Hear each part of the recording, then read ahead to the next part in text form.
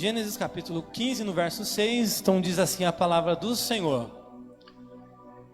E creu ele no Senhor, e imputou-lhe isto por justiça. Amém? Pode se assentar glorificando e exaltando o nome do Senhor. Tem outra tradução que diz assim: Abraão creu no Senhor, e isso lhe foi creditado como justiça. O título da mensagem desta noite é 2025 ainda vai te surpreender em nome de Jesus. Tem alguém que crê, meu irmão? Que o ano ainda não acabou, que muita coisa pode acontecer ainda em 30 e poucos dias. Então levanta a mão que eu quero começar profetizando, mas se prepara, meu irmão, porque 2025 ainda vai te surpreender. Eu profetizo em nome do Senhor Jesus que 2025 ainda vai ser o melhor ano da tua vida em nome do Senhor Jesus. Tem alguém que crê, meu irmão? Só quem crê, dá um glória a Deus bem forte aí em nome de Jesus. Aleluias.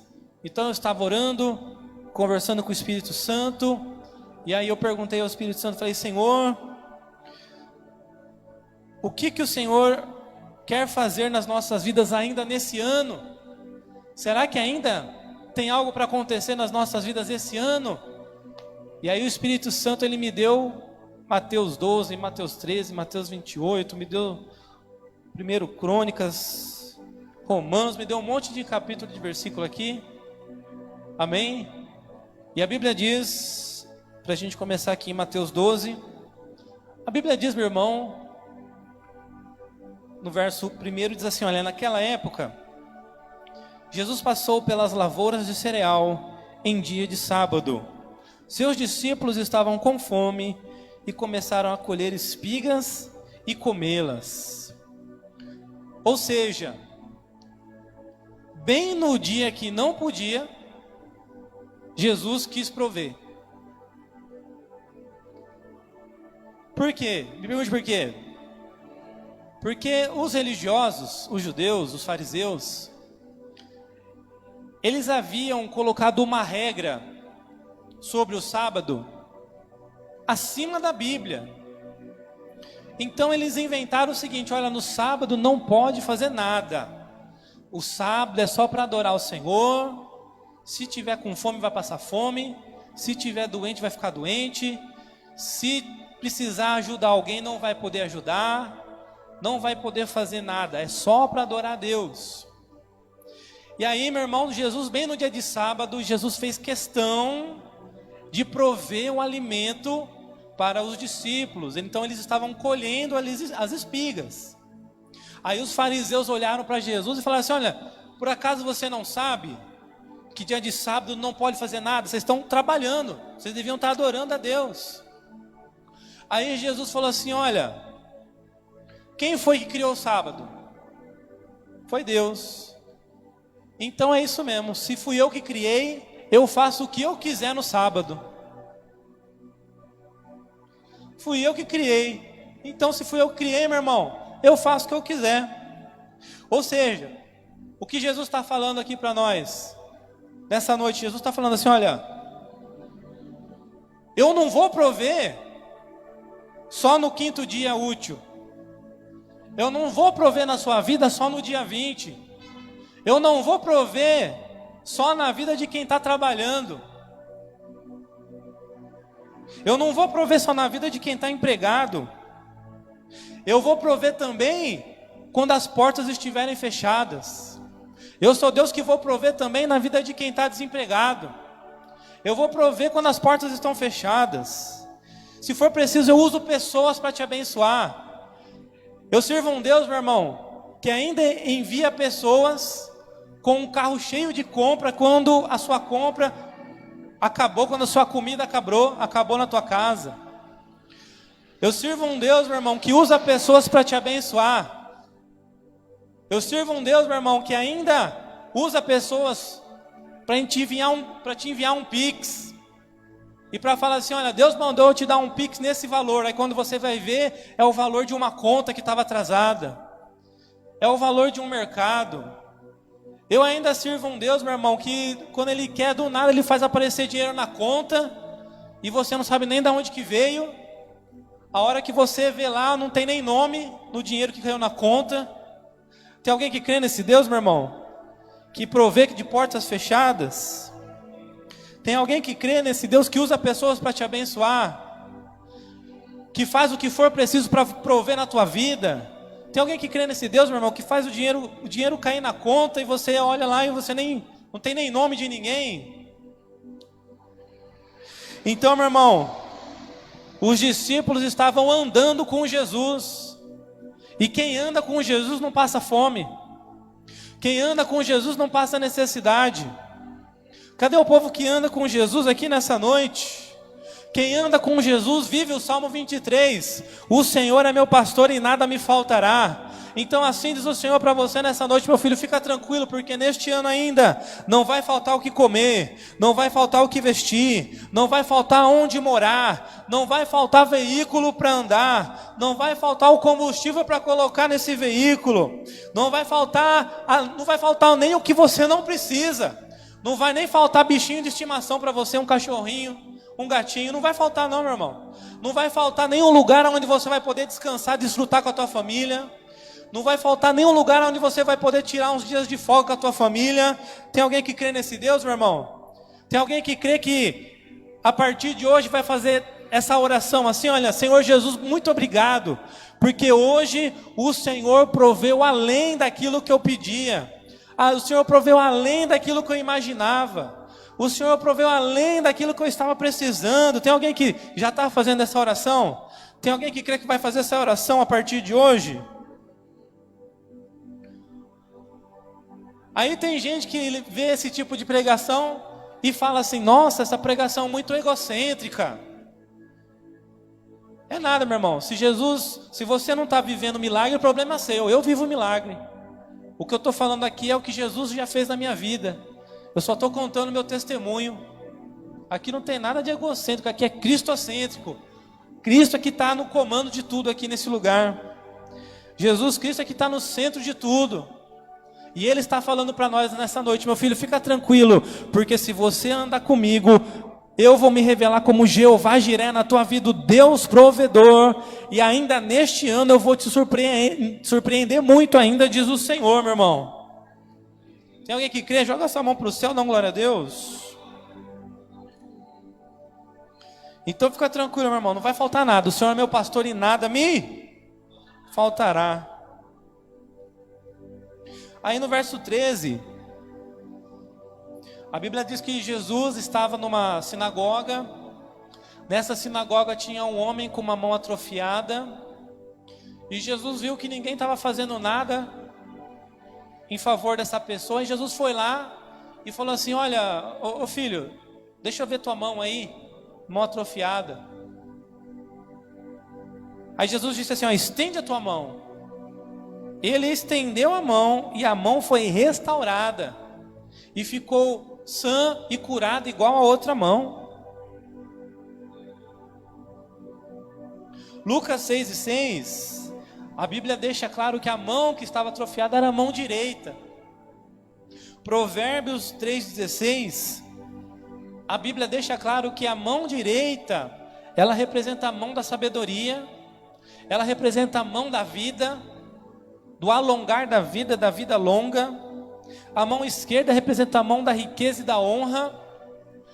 E se você está aqui nessa noite, Jesus está falando assim, meu filho, qual que é a mão que está ressequida aí? É a mão da vida? Por acaso, até hoje, está paralisado? Está vivendo um tempo de escassez? Como é que está a sua vida aí? Está travado? Está paralisado? Está vivendo um tempo de escassez? Então levanta a mão para o céu, estende a mão aí, porque nessa noite o Senhor Jesus está restaurando as tuas mãos nessa noite. Levanta as duas mãos assim bem alto, porque eu vou profetizar em nome de Jesus que nessa noite o Senhor Jesus está restaurando a mão direita, a mão da sabedoria, a mão da vida. Está restaurando a mão esquerda, a mão da riqueza, da honra. Então se prepara, meu irmão, porque se até hoje você estava vivendo um tempo de sequidão, de escassez, tudo travado e paralisado, está caindo por terra hoje em nome do Senhor Jesus. E a partir de hoje, se prepara. Ô Elias, se prepara aí, Elias, come desse pão, bebe dessa água, sai dessa caverna, porque a tua caminhada é longa, tu vai viver muito ainda, diz o Senhor. Só quem crê joga a mão para o céu, dá um glória a Deus bem forte. Se prepara, meu irmão, o Senhor Jesus está restaurando as mãos aqui nessa noite. Às vezes tem gente que está pensando assim: nossa, eu já estou no fim da caminhada, já estou no bico do corvo já. Jesus está falando: não, meu filho, tua caminhada é longa ainda. Come desse pão, bebe dessa água, porque você vai viver muito ainda, vai contemplar muito milagre ainda.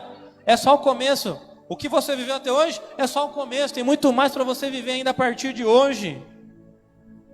Se prepara aí, meu irmão, para viver um novo tempo.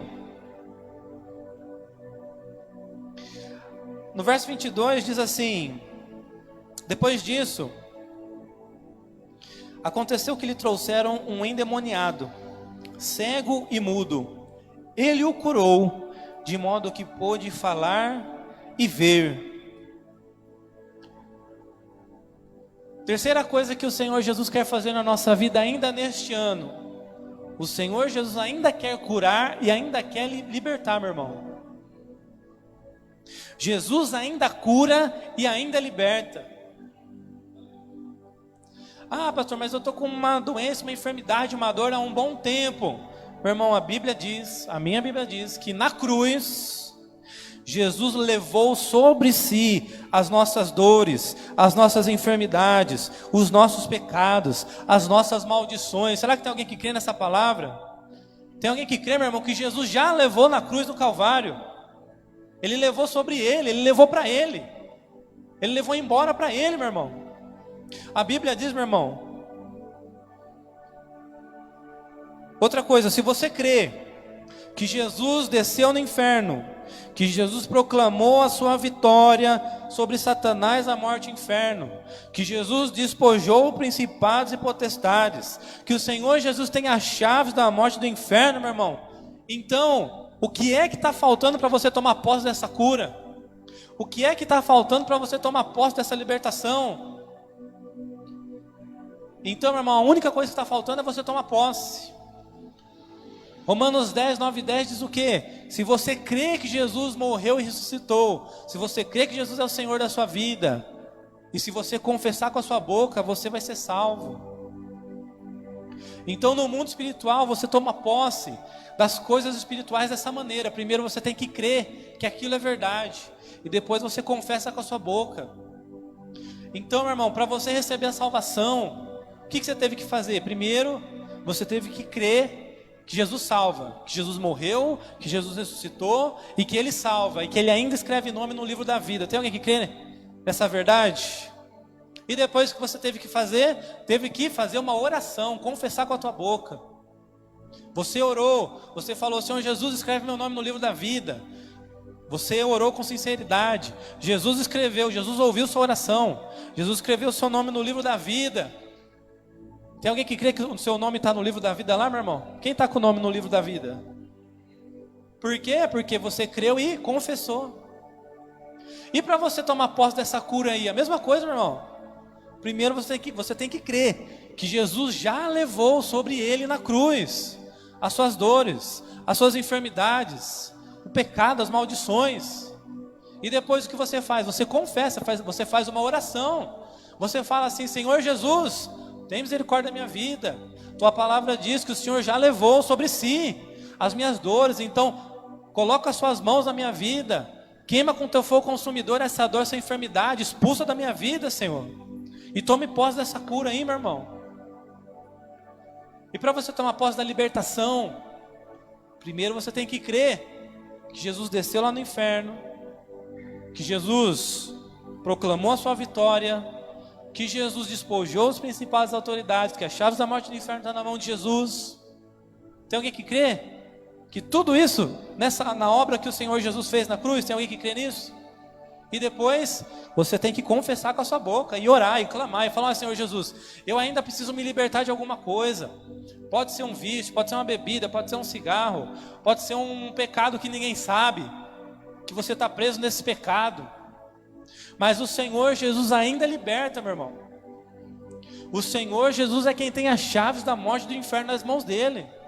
Se você sente que a tua alma ainda está presa numa prisão espiritual, eu tenho uma boa notícia para você, meu irmão. O Senhor Jesus tem as chaves que abrem todas as correntes, cadeias, algemas, muralhas, prisões, fortalezas. Então creia nessa palavra e clame por Ele. E fala: Senhor Jesus, pela tua infinita graça, misericórdia, usa as chaves da morte e do inferno na minha vida. Arranca a minha alma, Senhor, dessas prisões espirituais. E tome posse nessa noite, tome posse da cura, tome posse da libertação. Amém. Tem alguém que crê, meu irmão, que Jesus ainda cura e liberta? Joga a mão para o céu, dá uma glória a Deus aí bem forte. Então Jesus, ele quer fazer tudo isso ainda na sua vida nesse ano. Ele quer prover, Ele quer curar, Ele quer libertar, Ele quer restaurar. Mas precisa crer com o coração e confessar com a boca.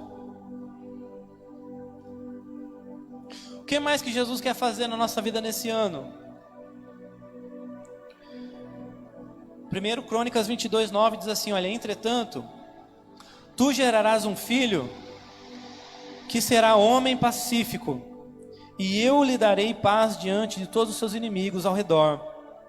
Portanto, seu nome será derivado de Shalom, o seu nome será Salomão, e eu darei paz, descanso e segurança a Israel durante o reinado dele.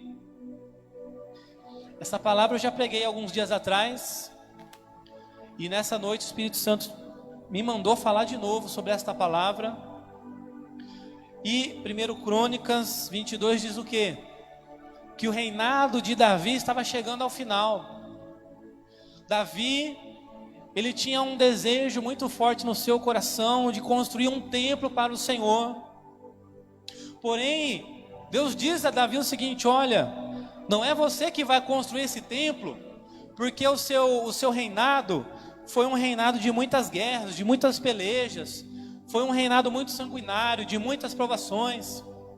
Mas quem vai realizar a construção desse templo vai ser o seu filho, chamado Salomão. Salomão significa o que? Paz.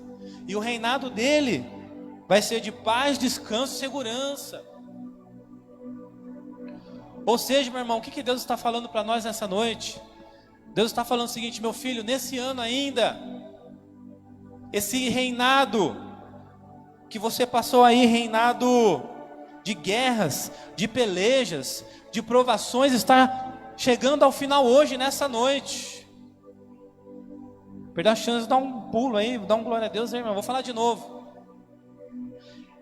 Esse tempo que você tem passado de muitas guerras, de muitas pelejas, de muitas provações, está chegando ao fim hoje, em nome do Senhor Jesus, meu irmão. E nessa noite Deus te trouxe aqui para dizer: meu filho, se prepara, porque a partir de hoje, ainda neste ano 2025, vai começar um novo reinado na tua vida, uma nova fase, um novo tempo, um novo ciclo, uma nova dispensação na tua vida. Qual? De paz, de segurança e de descanso. Esse reinado de Davi vai acabar, está acabando hoje, e vai começar um reinado de Salomão na tua vida, meu irmão. Tem alguém que crê nessa palavra? Romanos 5 diz assim, olha, explica o porquê que Deus nos prova tanto. Romanos 5 explica. Deus nos prova porque a aprovação, ela vai gerar em nós a perseverança. Tem pessoas, meu irmão, que não tem raiz, é imaturo. Quando vem a prova, ele pega e vai embora. Mas aqui nessa noite tem um povo diferente. Aqui nessa noite tem um povo, meu irmão, que tem raiz profunda. Tem um povo que é igual aos montes de Sião, que não se abala. Tem um povo que esteve firme aqui nas terças-feiras durante o ano inteiro. Eu tenho certeza que nesse ano você foi muito provado. Mas quanto mais Deus te provava, mais você perseverava. Quanto mais Deus te provava, mais você continuava. Mais você não desistia. Mais você perseverava. Cadê esse povo aqui nessa noite? E aí, meu irmão, essa perseverança, ela gerou em você um caráter aprovado. Ou seja, você amadureceu esse ano. Você cresceu espiritualmente, você amadureceu esse ano. E aí o que aconteceu? Você amadureceu, o caráter aprovado, você se tornou uma pessoa mais experiente no seu relacionamento, na sua intimidade com Deus. Cadê o povo que teve experiências com Deus nesse ano? Viveu experiências sobrenaturais com Deus, teve orações respondidas, viu milagres, sinais e maravilhas. Cadê esse povo aqui nessa noite? E por que você viveu tanto milagre esse ano? Foi porque você perseverou, você não desistiu, você permaneceu firme, você amadureceu, você ficou experiente. E essa experiência gerou em você mais confiança em Deus. Hoje você confia em Deus muito mais do que você confiava no início do ano. Sim ou não? Cadê o povo que confia em Deus a cada dia mais? Cada dia que passa, está confiando mais em Deus. E aí, meu irmão, por causa que agora hoje você confia em Deus muito mais do que antes, essa confiança foi o meio pelo qual o Espírito Santo usou para te capacitar para um novo tempo. Então, meu irmão, se fosse há um tempo atrás, e Deus falasse assim: olha, eu vou ter que encerrar o reinado de Davi na tua vida e vou te colocar num novo tempo, vai começar um novo reinado de Salomão. Se fosse um tempo atrás, talvez isso iria se tornar maldição na sua vida. Talvez o fato de algum tempo atrás Deus te dar um tempo de paz, descanso e segurança, talvez isso poderia até te tirar da presença de Deus. Mas como, meu irmão, você perseverou, você amadureceu, você adquiriu experiência, agora você tem mais confiança em Deus, então agora sim você está capacitado para entrar num novo tempo. Cadê o povo que está capacitado? Cadê o povo que foi capacitado pelo Espírito Santo nesse ano? Joga essa mão para o céu aí. Então se prepara, meu irmão, que eu vou profetizar. Mas assim diz o Senhor para você nessa noite: meu filho, por causa que você suportou a provação, por causa que você perseverou, que você amadureceu, que você adquiriu experiência e confiança, estou eu te capacitando hoje para entrar nessa terra prometida, para tomar posse desse novo tempo, dessa nova dispensação, desse novo reinado de Salomão para a tua vida, reinado de paz, descanso e segurança em nome do Senhor Jesus. Então se prepara para tomar posse desse novo tempo, e só quem crê, dá um glória a Deus aí bem forte em nome de Jesus, meu irmão.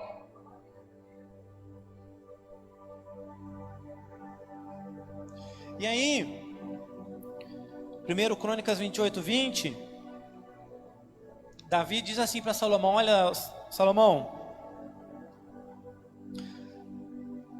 agora vai começar um novo reinado. Vai começar o seu reinado agora, de paz, descanso e segurança. Mas eu tenho algumas instruções para você. Quais são? Seja forte e corajoso, seja forte e destemido. Realiza com disposição toda a obra que está diante de ti. Nada temas, nem desanime jamais. Porquanto Iavé, o Senhor, Deus, o meu Deus é contigo, nunca te abandonará, nem se afastará de ti, até que seja terminada toda a obra de construção da casa de Iavé, o templo do Senhor. Ou seja, você foi capacitado para entrar nesse novo tempo, sim ou não? Quem está capacitado para entrar no novo tempo? Só que agora nesse novo tempo, agora mudou. Agora são novas instruções. Aí o que Deus está falando para nós? Deus está falando assim: olha, ô meu filho, nesse novo tempo, é só você continuar fazendo a sua parte que eu vou continuar fazendo a minha. Continua na oração, continua no jejum. Se você já orava muito e jejuava muito, então ore o dobro agora, jejue o dobro. Já lia muita Bíblia, leia o dobro agora. Já cultuava muito, cultua o dobro. Já fazia muita obra, faz o dobro. Continua fazendo a tua parte, porque enquanto você cuida do reino, o reino cuida de você, diz o Senhor. Apenas continue a sua missão de edificar o reino de Deus. Cadê esse povo aqui nessa noite? Já chegou esse povo, meu irmão? Que agora nesse novo tempo, nessa nova dispensação, vai fazer ainda mais ainda para Deus, ainda do que já estava fazendo? Cadê esse povo aqui nessa noite? Então, meu irmão, apenas continue fazendo a tua parte. Enquanto você continuar cuidando do reino, o reino vai continuar cuidando de você. Apenas continue a sua missão de edificar o reino de Deus aqui na face dessa terra. Então, meu irmão, isso aqui é tudo o que Deus quer fazer nas nossas vidas ainda nesse ano. 2025 ainda vai nos surpreender. Tem alguém que crê nessa palavra? Que ainda vamos ser surpreendidos em 2025? Que 2025 ainda pode ser o melhor ano das nossas vidas? Tem alguém que crê nisso? Então, nesse ano ainda se prepara, porque haverá provisão. Se prepara, haverá restauração. Haverá cura, libertação. Haverá uma nova dispensação para a tua vida.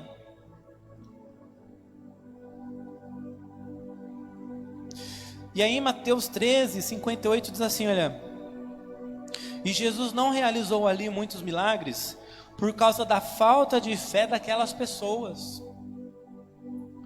Então Jesus quer fazer tudo isso na nossa vida, mas às vezes, por que não acontece? Por causa da nossa falta de fé, meu irmão. A nossa dúvida, a nossa incredulidade. Jesus, ele estava em Cafarnaum, na cidade que ele cresceu. A cidade conhecia Jesus. O povo viu Jesus crescer diante dos olhos deles. Aí Jesus chegou lá, Jesus saiu, era um Zé Ninguém, quando saiu de Cafarnaum. Quando Jesus volta, agora Jesus estava sendo reconhecido como o Messias, o Filho de Deus. E aí o povo de Cafarnaum olhou para Jesus e falou assim: não, mas como assim? A gente conhece ele. Ele é o filho da Maria, é o filho de José. Nós conhecemos as suas irmãs, os seus irmãos. Não é esse Jesus aí que brincava com os nossos filhos? Que trabalha na carpintaria do pai dele agora? Não, esse Jesus aí não pode ser o Messias. Ele é uma pessoa normal. Então, meu irmão, por causa dessa dúvida, dessa incredulidade, Jesus não pôde fazer ali muitos milagres. Jesus disse assim para os discípulos: olha, é só na sua própria terra que um profeta não tem honra. Então, essa dúvida e essa incredulidade só existia por quê? Porque aquele povo não andava com Jesus. Eles conheciam Jesus de longe, à distância, mas eles não andavam com Jesus. Eles não eram iguais os discípulos que estavam 24 horas com Jesus. Pergunta para os discípulos se os discípulos duvidavam que Jesus poderia fazer alguma coisa. A maioria não duvidava não, meu irmão. Tinha um ou outro que duvidava. Tinha o Judas, tinha o Tomé, um ou outro. Mas a maioria dos discípulos, se você perguntasse assim: olha, Esse Jesus, ele cura paralítico mesmo? Rapaz, ele não precisa nem relar a mão, ele só dá uma ordem. Mas esse Jesus, ele cura cego mesmo? Não, você não sabe o que ele fez outro dia. O cara nasceu sem olho, ele fez um olho de barro lá, colocou, virou um olho normal. Não é possível. Qual foi a coisa mais maluca que você já viu esse Jesus fazer? Cara, você não vai acreditar, ele andou sobre as águas, no meio da tempestade. Ele subiu no nosso barquinho, a tempestade acabou na hora. Então quem andava com Jesus, meu irmão, não duvidava do que Jesus poderia fazer. Agora, por que Cafarnaum tinha dúvida e incredulidade? Porque não andavam com Jesus. Sabe por que muitas vezes não acontece milagre na nossa vida? A gente não anda com Jesus como era para estar andando. A gente só lembra de Jesus no aperto, na dificuldade, na tribulação, na aflição. A hora que está dando tudo certo, a gente esquece de Jesus, ora menos, não jejua. A Bíblia já está amarelada lá no Salmo 91. Então, meu irmão, se você realmente quer que essa palavra se cumpra na sua vida ainda este ano, é necessário o quê? Dedicação. Se dedique a andar com Jesus verdadeiramente. Como que eu faço para andar com Jesus de verdade? Ame a Deus acima de tudo. Ame ao próximo como a si mesmo. Obedeça a palavra de Deus. Se santifique, se separe dos prazeres do mundo. Construa uma vida de oração. Não é 5 minutinhos não, meu irmão. Horas. Meia hora, 1 hora. Quanto mais oração, melhor. Oração não é monólogo, não é só você que fala e pronto, terminou de falar, vira as costas, tchau, obrigado Jesus. Não, na oração aprenda a ouvir a voz do Espírito Santo. Jejue, meu irmão. Uma coisa que, olha, a Bíblia já ensina jejum 4.000 anos já atrás. A Bíblia já falava de jejum. Hoje os cientistas estão descobrindo que jejum é a melhor coisa que existe no mundo. Hoje. Uma coisa que a Bíblia já falava já 4.000 anos atrás. Que quando você jejua, o seu próprio corpo, ele mata as células mortas, células cancerígenas, células de gordura, a sua imunidade, a sua saúde aumenta. Tudo melhora, meu irmão. Todos os órgãos, tudo. O que você imaginar melhora. Você rejuvenesce. Então, meu irmão, quanto mais... Então construa uma vida de jejum. Coloque. Domingo a gente tem a campanha Projeto de Vida. Traga o seu projeto de vida domingo.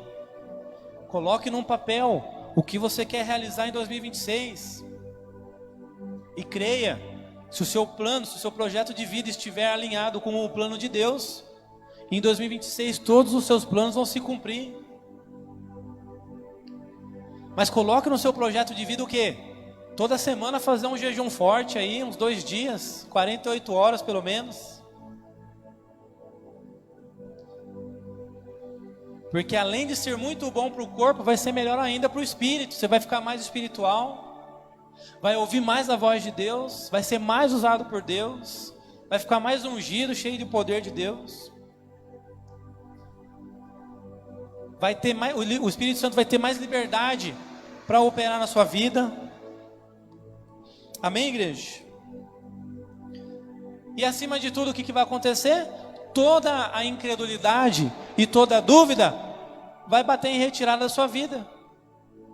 Quanto mais você se dedicar a se tornar um verdadeiro cristão, imitador de Cristo, meu irmão, mais você vai ter a plena convicção, a plena certeza do seu relacionamento com Deus. E toda dúvida e incredulidade vão embora. E você vai viver mais milagres ainda do que você já vive. Amém, igreja? Gênesis 15:6. Abraão creu no Senhor, e isso lhe foi creditado como justiça.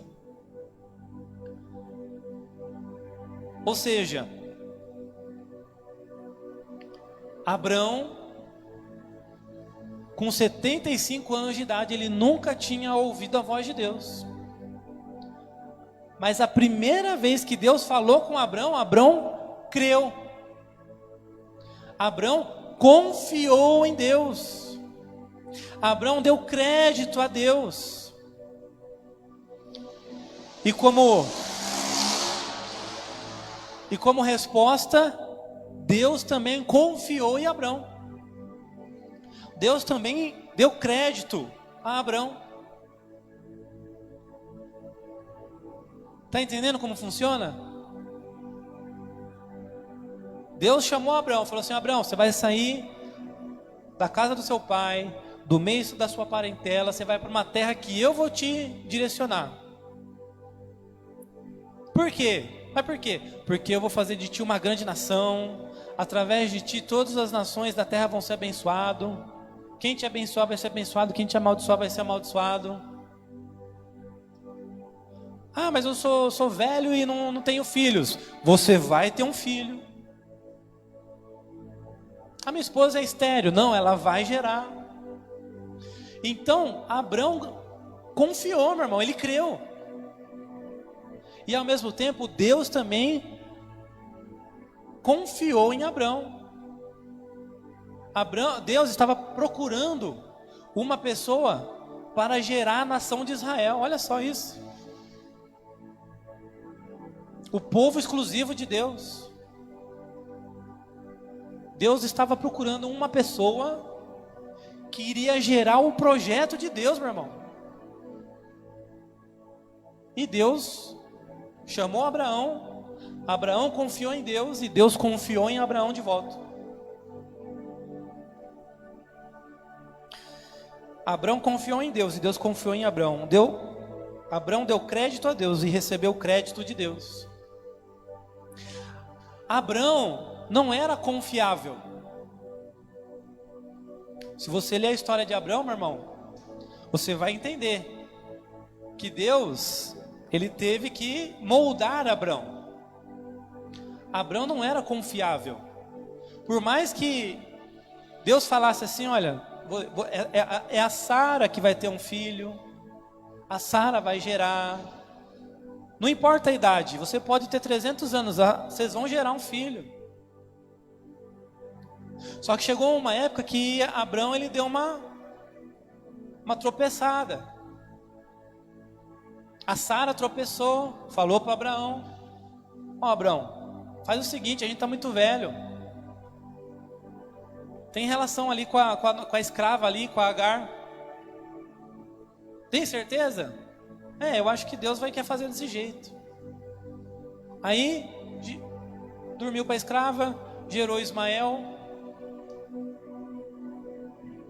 E Ismael briga com Isaac até hoje. Até hoje, meu irmão, as guerras que tem lá em Israel são guerras entre irmãos, parentes. Os descendentes de Isaac e os descendentes de Ismael. Então, meu irmão, Abraão não era confiável, mas ele foi moldado por Deus e se tornou confiável. Então, aí sim, quando Deus olha para Abraão e vê que, não, agora sim, esse Abraão, agora sim ele está totalmente confiável para colocar o meu projeto em prática. Aí Deus deu o filho da promessa para Abraão, e quando Isaac já tinha quase os 40 anos, Deus falou para Abraão o quê? Agora você vai sacrificar o Isaac. Se Abraão não fosse confiável, Deus não iria falar isso. Mas agora Abraão já estava confiável. Deus sabia, não, ele não vai me negar o seu filho. Ele vai sacrificar o Isaac. E foi. E se Deus não para lá no meio do caminho, Abraão ia mesmo. Amém, igreja? Então, o que Deus está falando para nós nessa noite? Olha,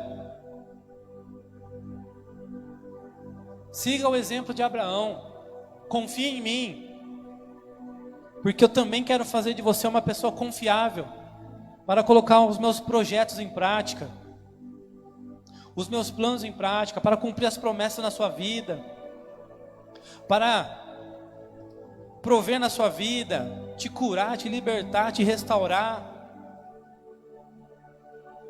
cumprir essa palavra na sua vida, te colocar numa nova dispensação de paz, descanso e segurança.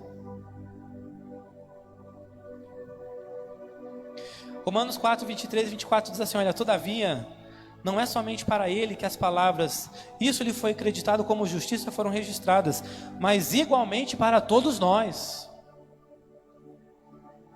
Amém, igreja? Então, Deus, ele tinha planos, projetos e sonhos para Abraão, e Deus tem para cada um de nós também. Tudo o que Deus cumpriu na vida de Abraão, Deus quer cumprir nas nossas vidas também.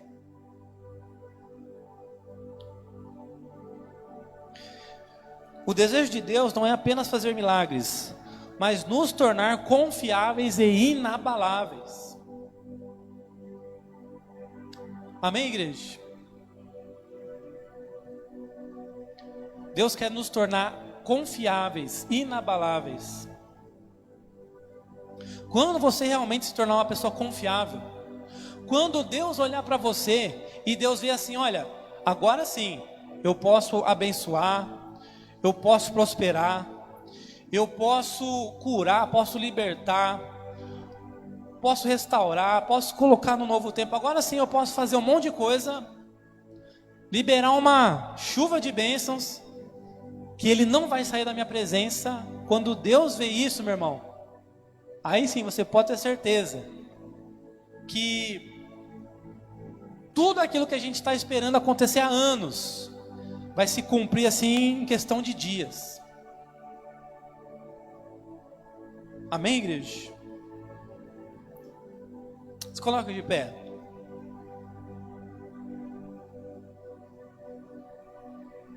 Olha só o que Mateus 28 diz, do 17 em diante, diz assim: olha, assim que o viram, prostraram-se e o adoraram, mas alguns ficaram em dúvida. Jesus, meu irmão, ele já tinha morrido, já tinha ressuscitado. Jesus já fazia 40 dias que estava ressuscitado, que estava aparecendo para os discípulos. Jesus apareceu de novo para os discípulos, era já a 10ª vez mais ou menos. E ainda assim alguns duvidavam. Então Jesus, aproximando-se deles, lhes assegurou: toda a autoridade me foi dada no céu e na terra. Portanto, ide e fazei com que todos os povos da terra se tornem discípulos, batizando-os em nome do Pai, do Filho e do Espírito Santo, ensinando-os a obedecer a tudo quanto vos tenho ordenado. E assim eu estarei permanentemente convosco até o fim dos tempos.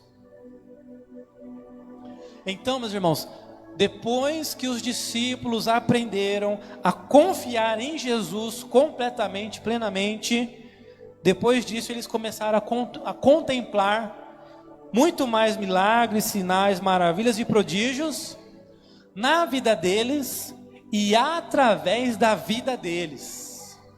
Amém? Feche seus olhos, levante suas mãos, que eu quero profetizar. Eu profetizo em nome do Senhor Jesus, meu irmão, que se a partir de hoje você aprender a confiar em Jesus plenamente, você vai contemplar a partir de hoje muito mais milagres, muito mais sinais, muito mais maravilhas e prodígios irão se realizar na sua vida e através da sua vida, em nome do Senhor Jesus. Então, meu irmão, só quem crê, joga essa mão para o céu, dá um glória a Deus bem forte, aplaude bem forte o Senhor Jesus e vamos adorar o Senhor.